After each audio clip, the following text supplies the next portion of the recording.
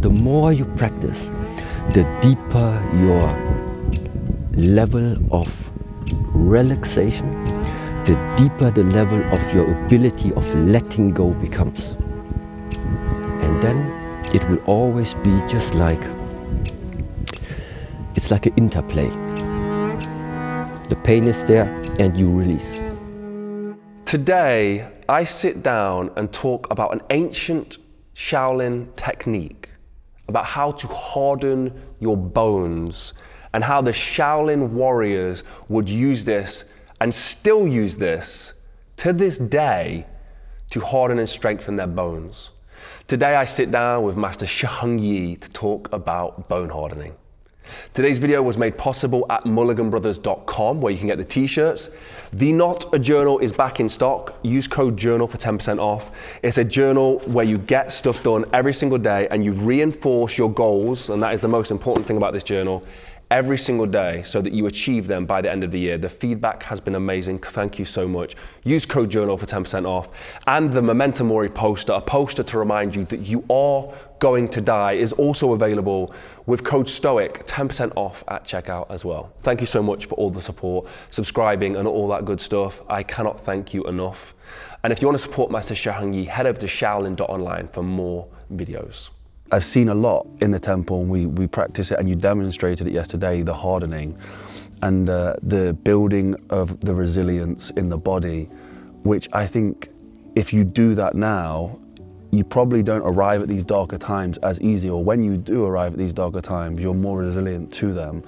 But yet, the hardening exercises, I mean, as a metaphor, I think work, but what physically, I've seen some of the stuff you do here, like, could you describe what that is? Like, what are you striking? What are you hitting? How are you putting your body through these hardening exercises? In the Buddhist teachings, we have a saying, the first arrow always hits. That first arrow always hits means there are certain things, like sometimes words or an insult. Somebody is insulting you, it's gonna hurt. You're gonna feel that it's like just hit your ego, for example. The same goes for the physical exercise. In the moment, I hit whatever material that is. I feel the pain. It's not like, it's important to understand, it's not that something is numb.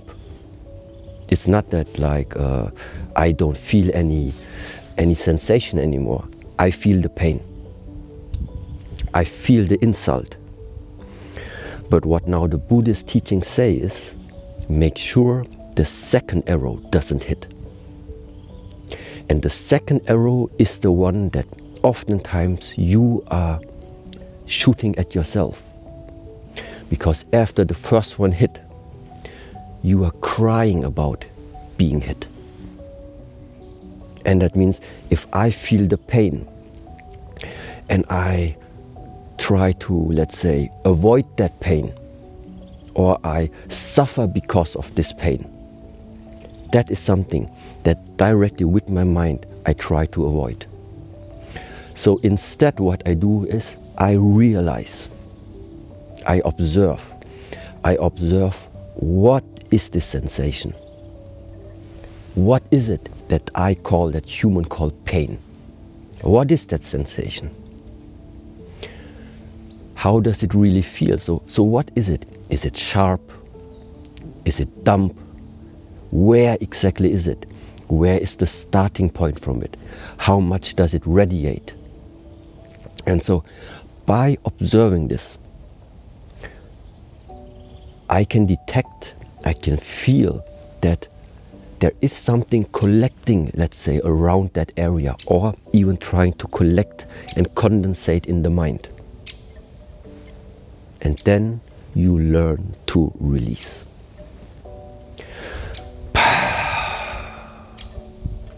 Even if this is loud, but during the exercises, I feel the pain, I release it. What starts to tense up, I use my mind to do the opposite. What starts to cut into the ego, I directly make the opposite of releasing it. And it is this interplay. Something comes, you release it. Something comes, you release it. More of it comes, you need to learn to release deeper. So that means the more you practice, the deeper your level of relaxation, the deeper the level of your ability of letting go becomes. And then it will always be just like, it's like an interplay. The pain is there and you release. Pain level number 1, you can release. Then comes pain level number 2.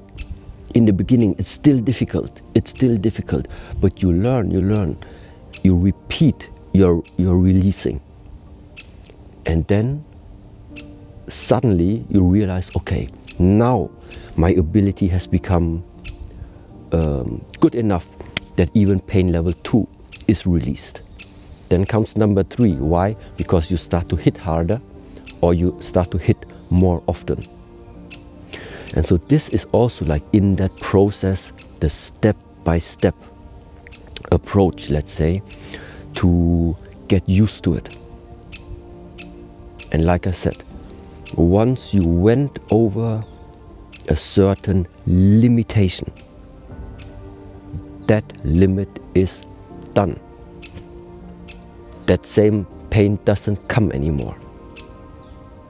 You went over it. You have overcome it.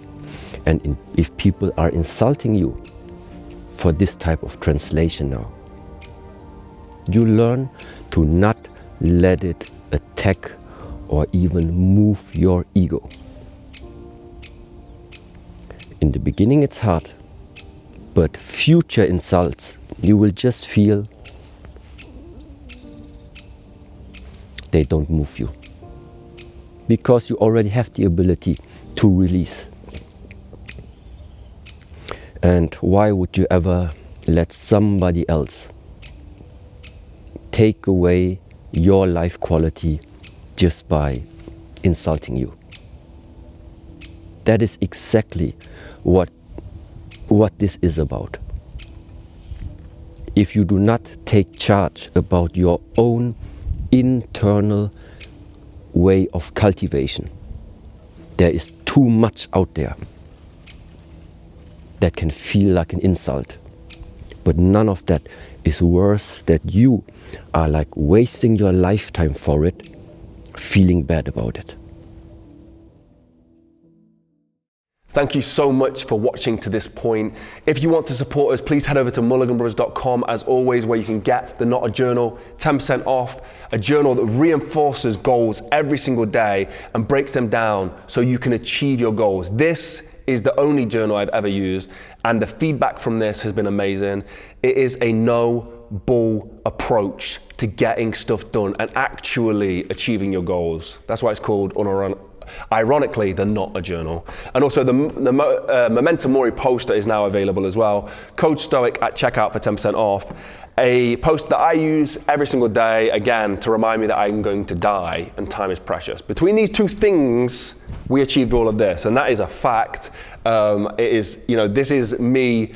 Obviously, it helps supporters create this content, and I appreciate that, but these are also tools that I do use in my everyday life and have helped us manifest and achieve all of this as well. So thank you to everybody who supported us and everyone who's given us their feedback on these. We don't want to put products out there that you guys don't get something from, so thank you for all the feedback. For me, listening to these ancient techniques and these Shaolin methods is extremely interesting. I cannot thank the Shaolin Master Shi Heng Yi and the Shaolin Temple for giving us this insight. And if you're interested in more, we filmed around 4 hours of content, and I want to know if you guys want to see that. A lot of it is about the Shaolin teachings, the Shaolin techniques. Is that something you're interested in? Let us know down below. And also, there is a new look on Facebook. You can go to Mulligan Brothers Facebook, where there's exclusive Master Shi Heng Yi content going up now. And also, at Jordan Mulligan, brother, or Jordan Mulligan on Facebook as well, is a new page that I've just started, which is showing more behind the scenes stuff. So there's a lot of times where I pull my phone out and I'll talk to Master Shi Heng Yi, I'll talk to Wim Hof, I'll try the techniques out for myself. I jumped off Wim Hof's, he's got like a big rock. I jumped off into the cold water, and it's all available on facebook.com at Jordan Mulligan. So if you want to see that, head over to that page as well. Say hello, start a conversation. We're on Threads now as well. There's 20,000 people who started following on Threads at Jordan Mulligan. So if you want to speak to me on there also, you can. So yeah, thank you so much for all the support.